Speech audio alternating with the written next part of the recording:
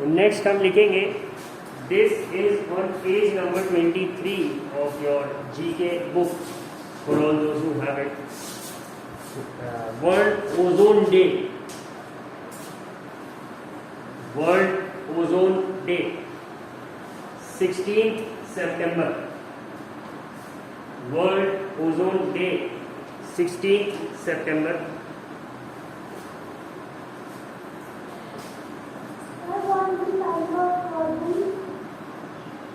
What? What is the spelling of ozone? What is the spelling of Ozone. ozone? O-Z-O-N-E. O-Z-O-N-E. Ozone. World Ozone Day. The next one is Green Consumer Day. World Ozone Day is on 16th September. Next लिखेंगे Green Consumer Day. The spelling of consumer is C-O-N-S-U-M-E-R. Consumer. Green Consumer Day, and it is on 28th September. 28th September. The next one is World Habitat Day. World Habitat, H-A-B-I-T-A-T, World Habitat Day. और ये होता है 5th of October. 5th October.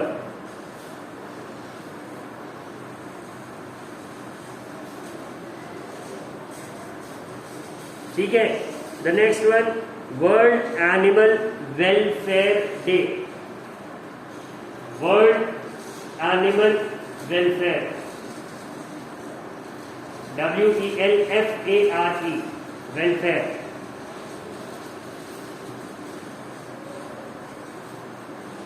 World animal welfare day. ये होता है 4th of October को.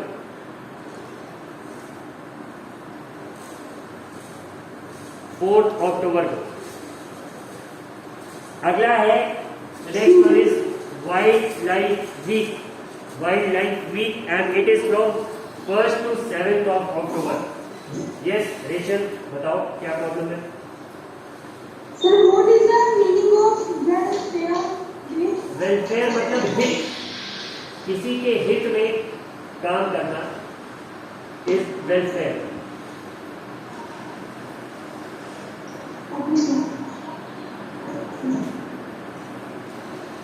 ठीक है. ये हो गया wildlife week is from 1st of October to 7th of October. ये हो गया.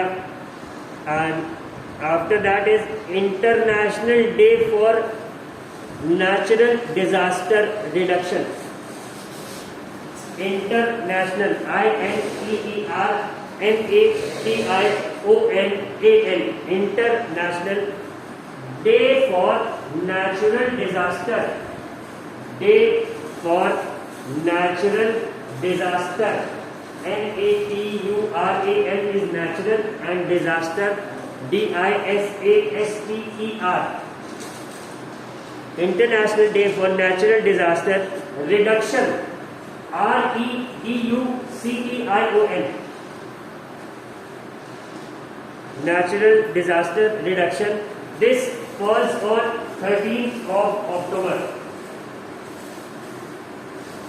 ये 13 अक्टूबर को होता है.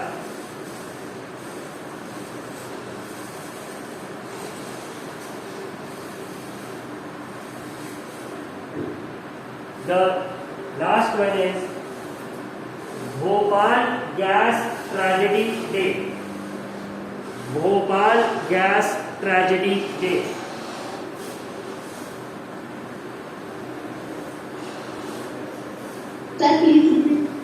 Bhopal gas tragedy day. BHOPAL. में तो सिर्फ भोपाल ट्रेजेडी डे दिया हुआ है. वो गैस की ही ट्रेजेडी. वो थी गैस की ही tragedy. There was a gas leak from a chemical plant. The gas's name was methyl isocyanate, and it was very poisonous, and it led to the loss of a huge number of lives. ठीक है, Okay, sir. Bhopal gas tragedy, TRAGEDY day, it falls on 2nd of December, 2 दिसंबर को ये होता है. It is not celebrated क्योंकि ये एक थोड़ा सैड डे है एक तरह से.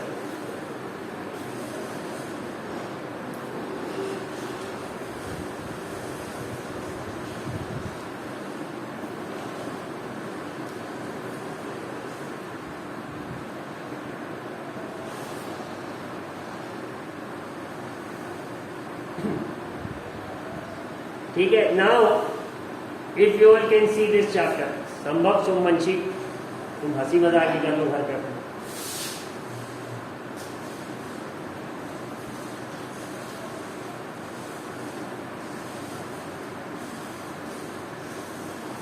आदित्य अहलावत को मैंने आज तक ढंग से अपना सेलफोन एक जगह रख के क्लास करते नहीं देखा.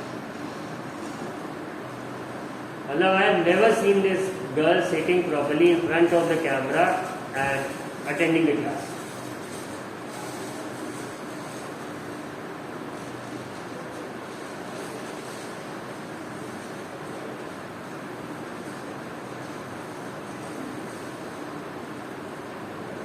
शैलेश तिवारी टहल रहे हैं. स्कूल स्टार्ट हुए ऑलमोस्ट 1 घंटे के ऊपर हो रहा है. He hasn't been able to find a spot जहाँ पे ये बैठ के पढ़ाई कर सकते.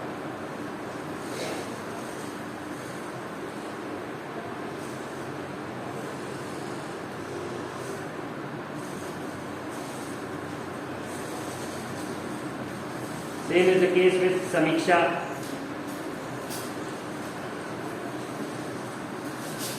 Okay, so this chapter concern corner.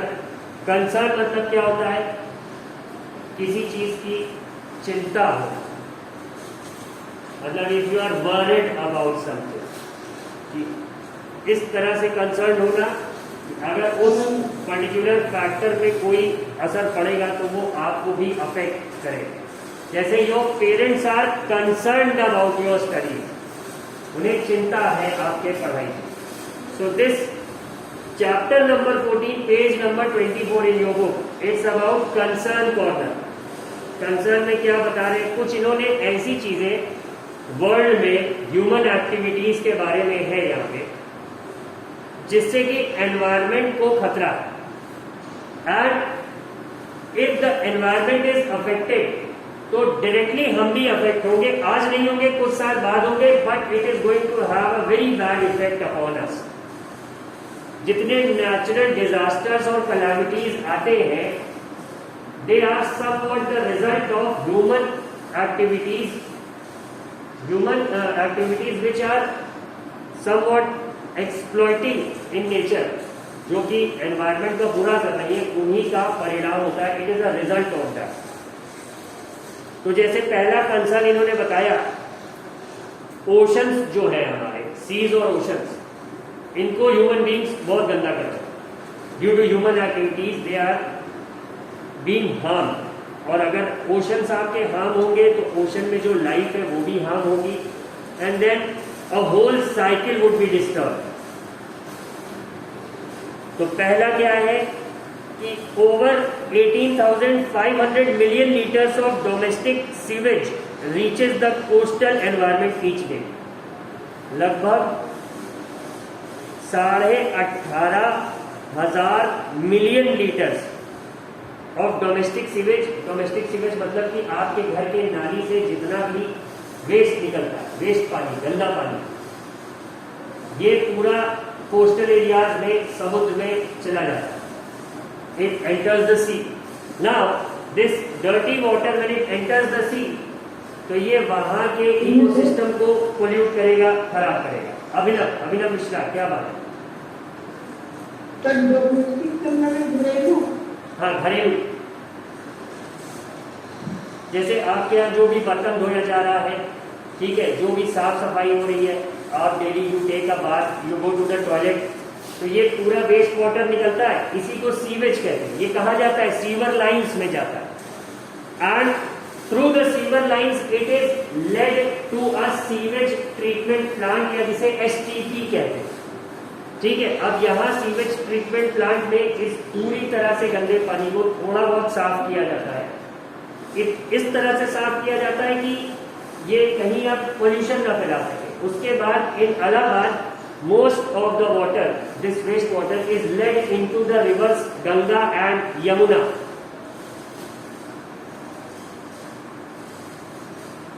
तो यही है सीवेज ट्रीटमेंट प्लांट्स। जैसे अगर कोई अल्लाहपुर लोकेलिटी के आसपास रहता होगा, अल्लाहपुर और दारागंज, तो वहां जाते समय एक सीवेज ट्रीटमेंट प्लांट आपको दिख सकता है on the banks of river Ganga.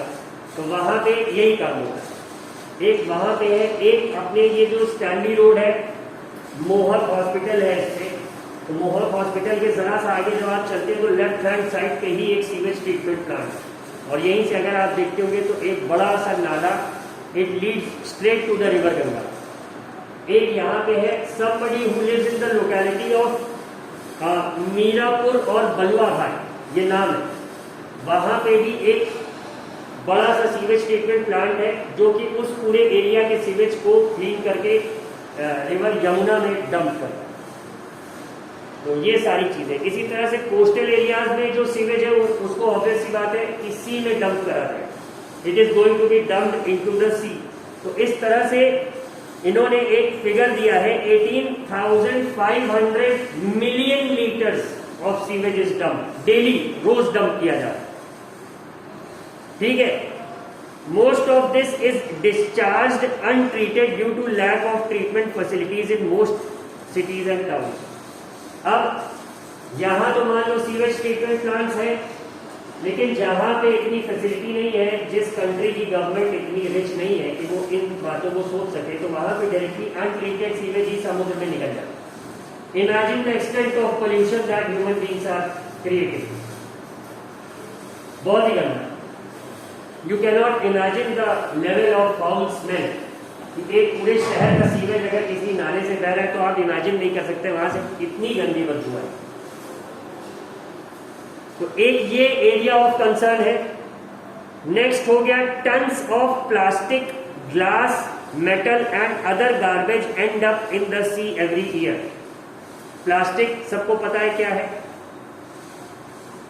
Metal मतलब जो कैंस होते हैं या फिर बहुत सारा और वेस्ट प्रोडक्ट, वो हो गया। ग्लास, कांच की चीजें, शीशा जो हो गया। रेचल बेटा तुम्हारा माइक अनम्यूट हो गया, प्लीज म्यूटेड। ठीक है, और आपका गार्बेज, बहुत सारा कूड़ा भी सीज में डंप करा जाता है। तो again it's affecting the ocean life in a very bad way. It is going to have very adverse effects on marine life. ठीक है, तीसरा है कंसर्न, दूसरा कंसर्न तो ये हो गया। तीसरा कंसर्न है कि the use of chemical fertilizers is increasing all over the world. अब पहले जो एग्रीकल्चर होता था, whatever agriculture use to occur in India, it was totally done on fertilizers made by cow dung and organic waste. ये excuse me किसने बोला? Excuse me sir. हाँ भैया बताओ। Sir I am a student. हाँ बताओ। Sir ये period कौन सा चल रहा है? जीके। मैं न्यू एडमिशन। Yes sir. नहीं सर, वो तो पता है जीके का है सर, यानी first period, second period. Second चल रहा है। Okay sir, thank you sir. क्या क्लास लीव कर रहे हो? भाई are you going to leave the class? You just came here to find out कि कौन सा पीरियड चल रहा है? No sir, no sir. तुमने अभी ज्वाइन करा था? Yes sir. And why are you so late? This school, this class, this meeting को तुम्हें 7:45 पे ज्वाइन करना चाहिए था, तुम 9:05 पे ज्वाइन करा। नहीं सर, हमको पता नहीं था, क्योंकि सर पहले जब हम केंद्रीय विद्यालय में पढ़ते थे सर, उसमें क्लास के ग्रुप में लिंक प्रोवाइड करते थे। अभी मैंने सर सालिनी मैम से बात की, जो मेरे को पता चला। ठीक है ma'am, we talk to you later. ठीक है, तो ये बात हो गया केमिकल फर्टिलाइजर। जैसा कि हमने बताया कि earlier in India agriculture used to be done with the help of fertilizer. सबने देखा होगा घर में अगर गमले हैं किसी के यहाँ, तो उसमें समय समय पे योर पेरेंट्स की एडिंग सम फर्टिलाइजर्स या खाद जिसको कहते हैं। वो खाद कौन सी होती है? It is generally cow dung और बफलो डंग, मतलब गाय का या भैंस का गोबर होता है, जिसे कि उस मिट्टी में मिला दिया जाता है and it helps the plants to grow. ठीक है, तो ये सारे क्या है? ये ऑर्गेनिक फर्टिलाइजर्स, ये हार्म नहीं करेंगे, बट अल्टीमेटली प्लांट्स को इससे कोई ना कोई चीज तो मिल रही होगी ना, तभी प्लांट्स ग्रो कर रहे हैं। तो plants mostly need nitrogen, phosphorus, potassium and to a certain extent ammonia to grow. तो in the decades of 80s और 90s you can say chemical fertilizers आ गए। उन्होंने कहा कि जब प्लांट्स को डायरेक्टली इसी की जरूरत है तो डायरेक्ट हम केमिकली इसका डाल दे रहे हैं, क्योंकि ऑर्गेनिक फर्टिलाइजर्स बहुत कम या क्या तो बहुत धीमे से काम करते हैं। तो इसीलिए फर्टिलाइजर्स सच एज यूरिया, सबने सुना होगा यूरिया खाद, और एनपीके फर्टिलाइजर्स। एनपीके का फुल फॉर्म यही हो गया नाइट्रोजन, फॉस्फोरस एंड पोटेशियम। इन्हें भी लोग खेतों में डालने लगे। अब good it started giving them a good crop, good yield, but problem क्या हुआ? ये जो केमिकल फर्टिलाइजर्स का अनयूज्ड पोर्शन था, ये धीरे धीरे कहाँ जाने लगा? भाई मिट्टी में आप कोई चीज डालोगे तो मिट्टी उसे सूखेगी। Ultimately it reach deep enough to meet the water table.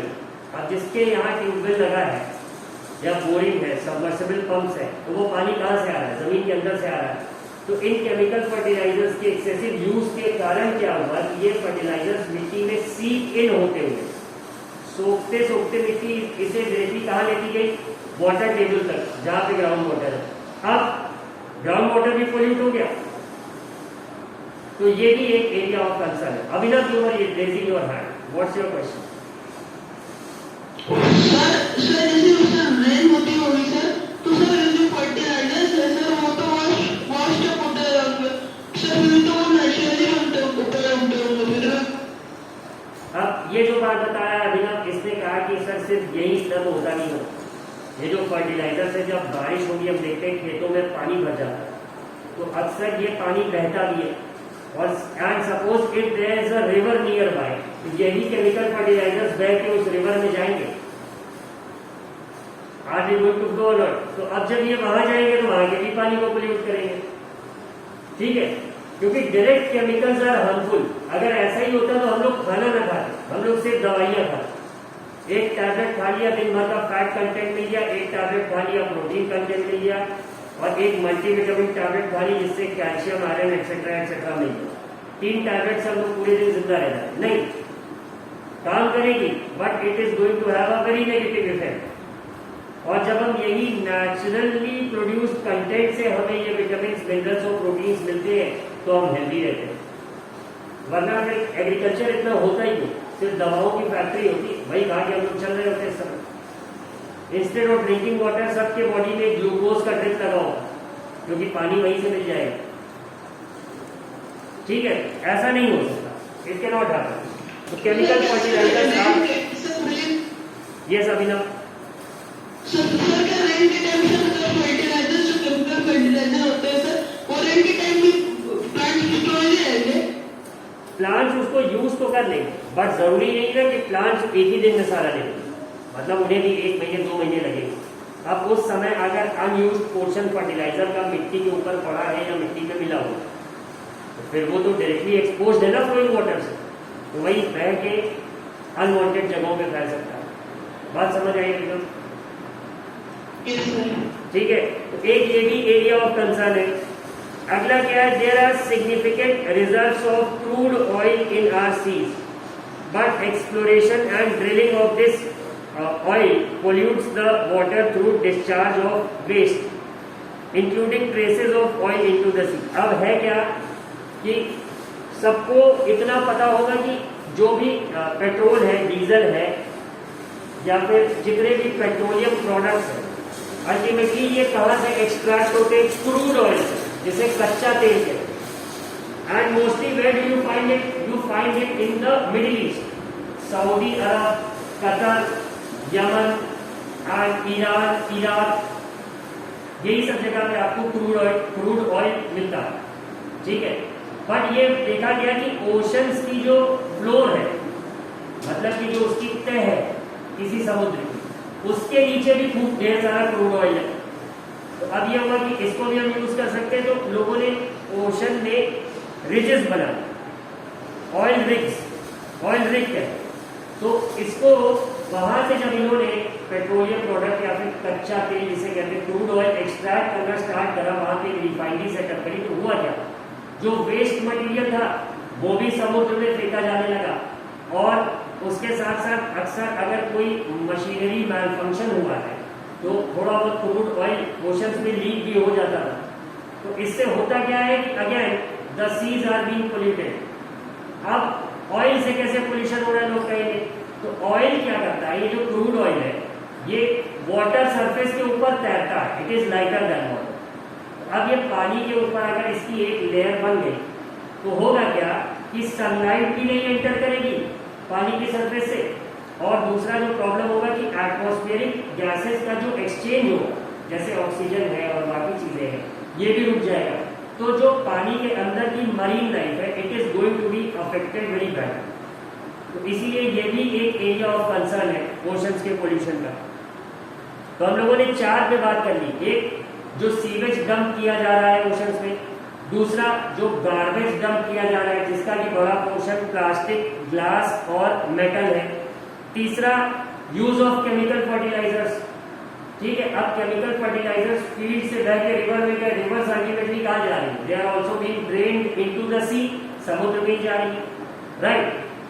तो एक ये हो गया। फिर हम लोगों ने पढ़ा कि जो ओशन फ्लोर से ऑयल निकाला जा रहा है, क्रूड ऑयल, उसमें प्रॉब्लम्स आ रही है, उसके कारण पोल्यूशन हो रहा है। अब एक लास्ट है कि in some parts of our seas the sea bed is mined for certain minerals.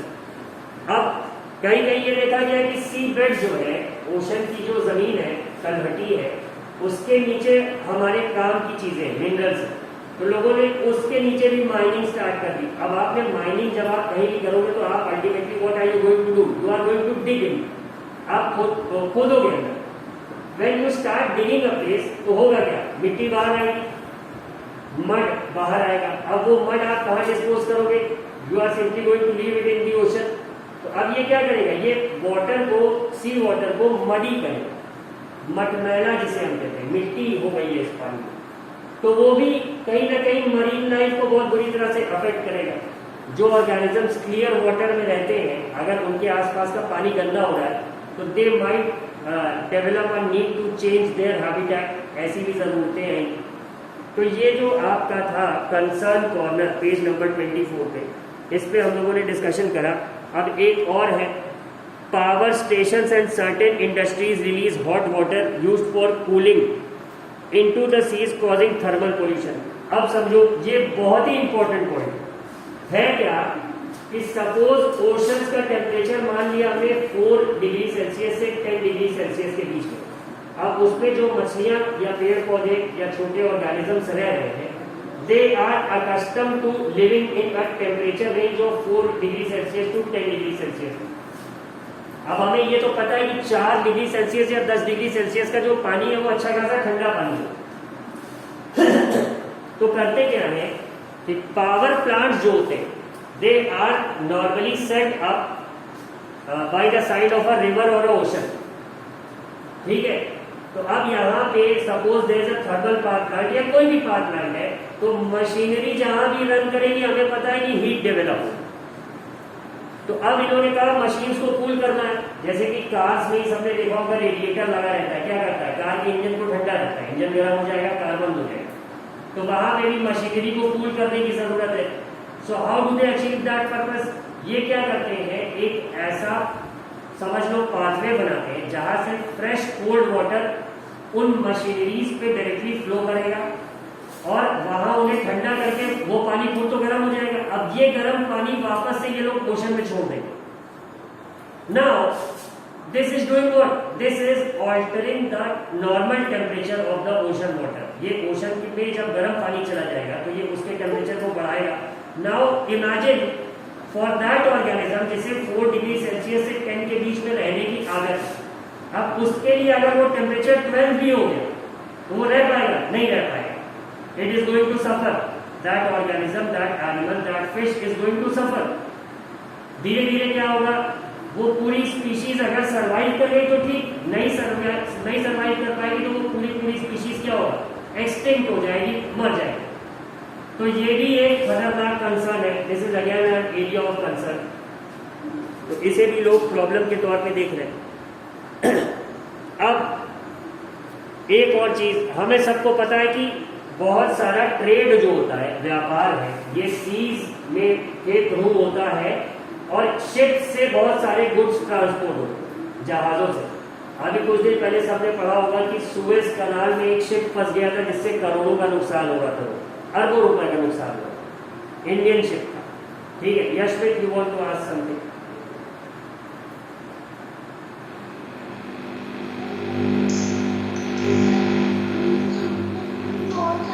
यशमित, I guess your mic isn't connected properly. जो भी ईयरपीस तुम यूज कर रहे हो, एक बार इसे फिर से कनेक्ट करो। नो, अगेन फिर से कनेक्ट करो Yashmit. There is some distortion in it. नहीं, कनेक्शन में प्रॉब्लम है, ये जहां पे कनेक्टेड है। हाँ सही है। अच्छा, म्यूट करा है।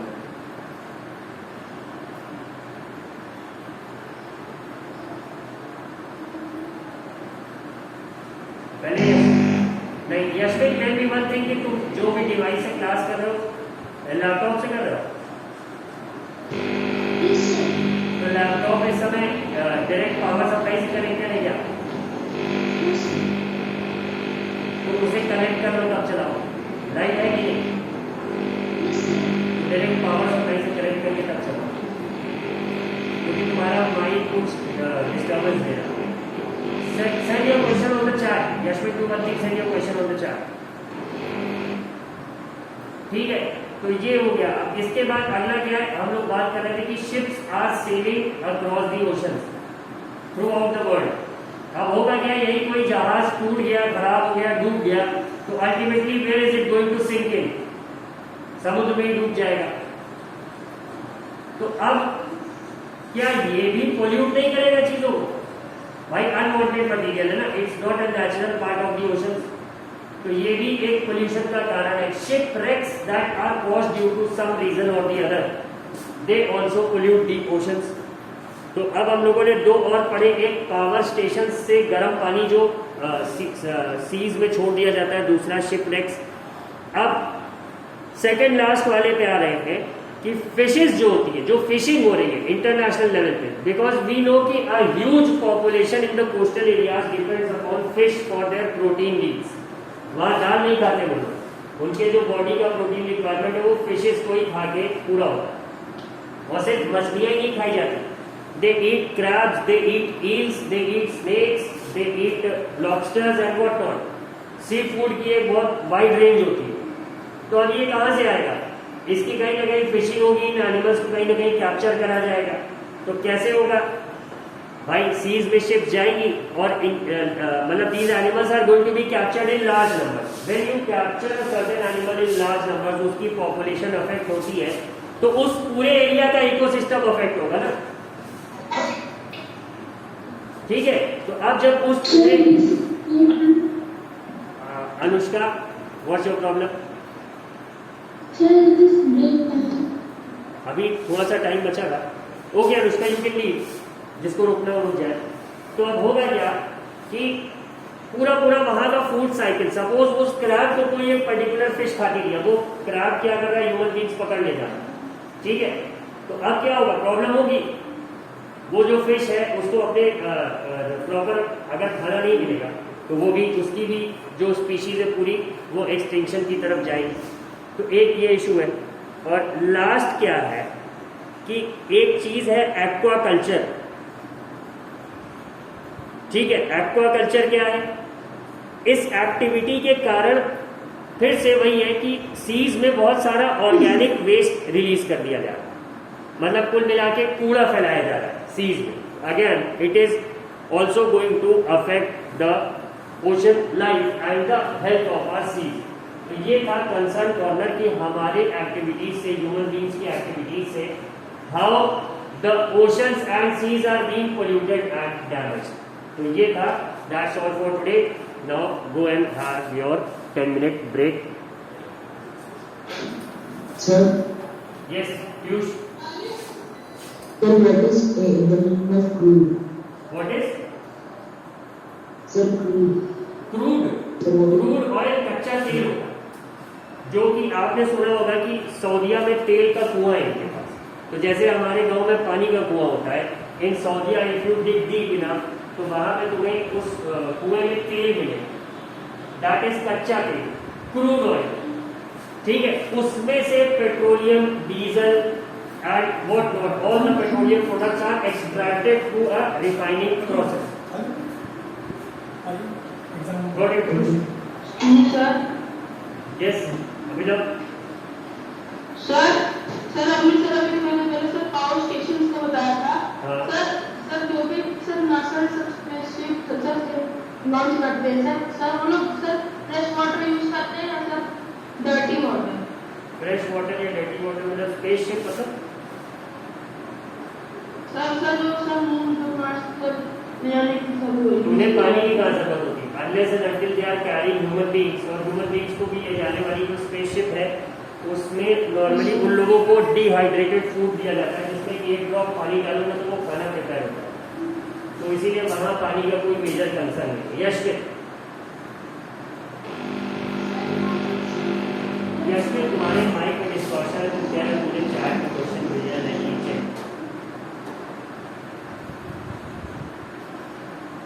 ठीक है, बाकी लोग अगर कोई क्वेश्चन नहीं है तो they can leave. Sir I have studied that millions of tyres of cars are done. हाँ, इसी तरह जो ये वेस्ट है, waste have no limit. Waste बहुत तरह के वेस्ट होते हैं, मतलब बियॉन्ड आवर इमेजिनेशन. ठीक है, तो इस तरह से बहुत सारी चीजें फेंक दी जाती है ओशन में, because they don't have a dumping ground. तो इसीलिए कहीं भी फेंक देते लोग चीजें. ठीक है, so you all can switch on your camera या फिर leave the meeting for 10 minutes. 9:30 तक सब लोग वापस आएंगे, फिर then you can freshen up. Sir, आप सब आदित्य. सर हमारे सिलेबस में 1 to 25 पेज नंबर आ रहे हैं या फिर chapter sir? 1 to 25 page number. Yes sir. Excuse me, sir. Yes, बोलिए. नेचर बताओ. Sir, I have to buy note the copy or the book. नहीं समझ में आएगी तो सर मेरे पास बुक है, तो मैं समझो सर जो चैप्टर्स बताया सर उसको कॉपी में भी नोट करूँ. अगर कर लोगे तो बहुत अच्छा है. It's going to help to practice. मेरा बुक है सर. हाँ, मत करो, मतलब अगर कर लोगे तो अच्छा है. ओके सर, करंट अफेयर आपने कराया है. हाँ, तो वो भी अगर देखिए क्वेश्चन बनाते समय उसमें से क्या करना है, we discuss with other teachers. Okay sir. Yes Bhavishya. Sir what is seabed? Seabed. Yes sir. Seabed मतलब जो सी की जो फ्लोर है, ओशन फ्लोर जिसको कहते हैं. भाई पानी है, पानी के नीचे कहीं तो जमीन होगी ना, उसी को सी बेड कहते हैं.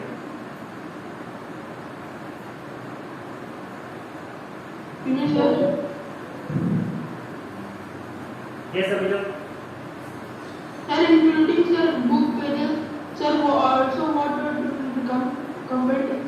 affairs also will come. वो तो दोनों रहेंगे ना बेटा. 20 क्वेश्चंस रहेंगे फॉर 2 मार्क्स ईच. उसमें इस पर एक प्रॉपर्ली बैलेंस बनेगा. अब आप तुम्हें क्वेश्चंस तो बता नहीं देंगे बेटा, अभी लोग यही पूछेंगे, ये याद करें.